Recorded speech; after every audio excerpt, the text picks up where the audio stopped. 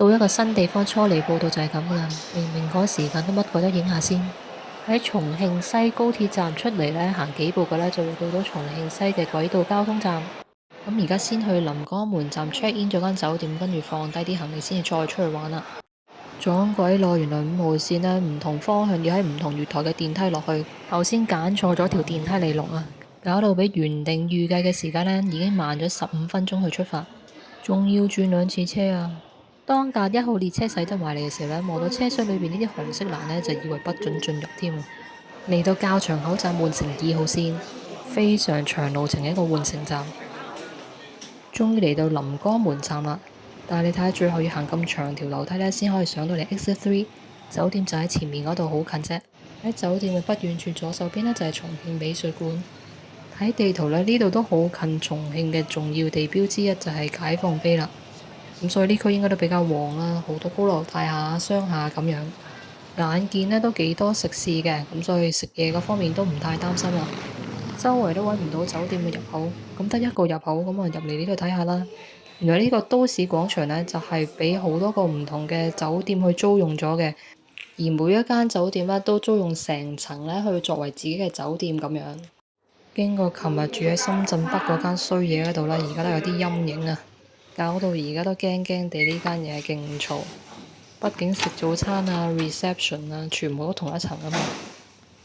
Well，閂埋咗房門都幾靜，隔音效果唔錯。啲嘢整體都算幾乾淨啦。廢話就講咗咁耐啦，終於出發啦！我本身做 planning 嘅時候諗住係4點半左右啦就出發啦，而家已經近5點半啦，唔知一間仲去到幾多景點呢？咁剛剛呢，就喺我哋酒店嘅臨江門站度出發啦，乘坐風景非常之靚嘅2號線，準備體驗一下傳說中嘅輕軌穿流嘅奇景。點樣霸個靚位法呢？最好呢，就喺較場口站，即係總站啦，就上車。如果入到車頭係最好啦，跟住呢，就揀右邊嘅座位去坐，咁呢，就會睇到好靚嘅風景。但係呢一架列車呢，係有一個遮太陽嘅簾嘅。如果你隔離坐咗個覺得好曬嘅重慶人，嗱，只要有恭喜你咯，因為人哋睇呢啲景呢，已經睇到悶到嘔啦嘛，佢實幫你閂咗個窗簾。咁個窗簾呢，只可以拉下幾格嘅啫，咁啊閂唔冚嘅。我而家呢，就喺一個閂唔冚嘅窿窿嗰度呢，就影啲景俾大家睇嘅啫。咦？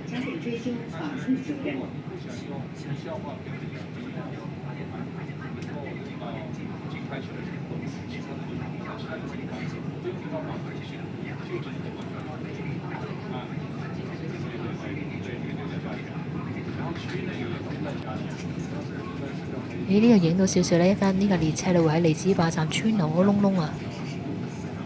見到個窿窿啦，咁即係就到李子壩站啦。咁可以望一下下邊馬路嗰度啦，咁有個觀景台啦，人人出咗閘都係去嗰度打卡啦。咁由地面影翻上嚟列車呢一度，哇！你睇下多人多。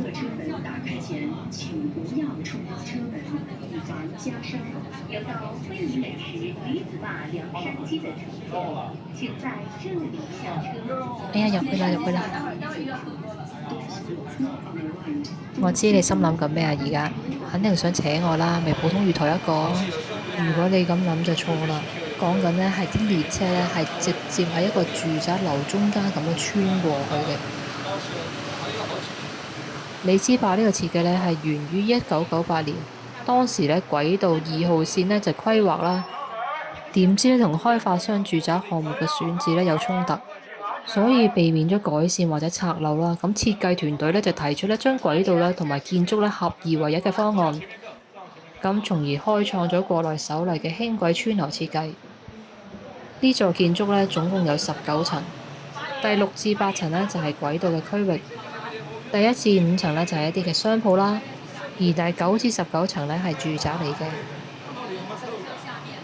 喺2019年嘅3月呢，李子壩站為咗提升文旅嘅體驗，所以咧喺站廳裏邊開設咗巴渝舊文館，展覽聚焦咗重慶自1891年開埠至1954年期間嘅歷史，通過影印本嘅舊報紙啊、老照片、歷史地圖等展品呢，呈現翻重慶嘅社會變遷、抗戰記憶同埋市井生活等等。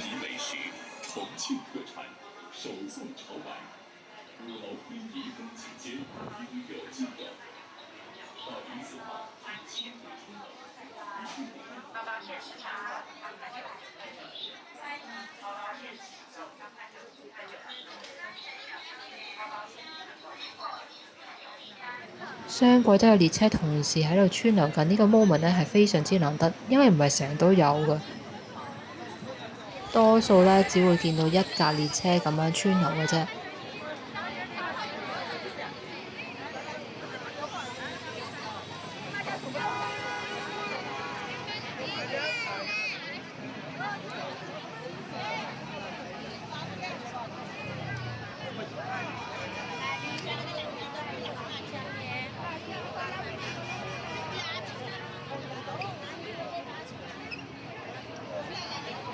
喺李子壩站嘅隔離呢，有一幅好大嘅浮雕牆，叫做岩之雲。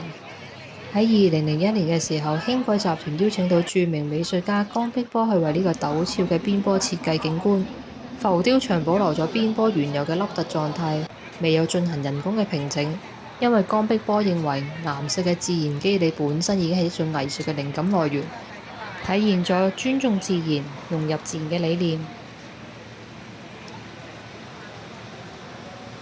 李子壩站呢，仲有一樣嘢呢，我覺得係非常之 amazing 嘅，就係聽聞呢軌道嘅支柱同埋建築結構呢係完全咁獨立起嚟，所以即使第時拆樓呢，都係唔會影響軌道嘅運行嘅喎。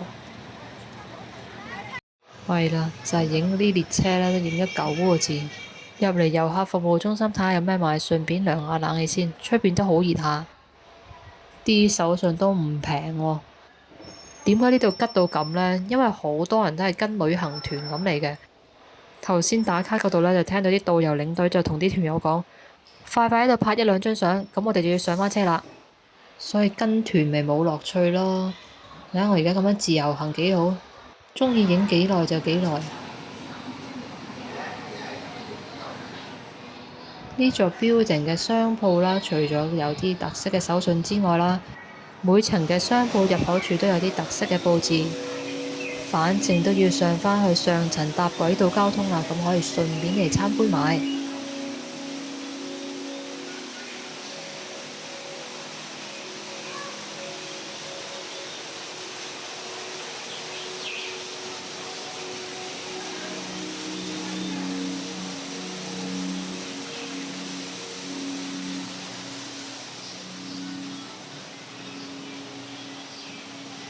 而家趕住去下一個景點啊，揀咗車頭呢個位置，through車長室個窗呢會睇到條軌道。尋找李子壩的下一個站，再見。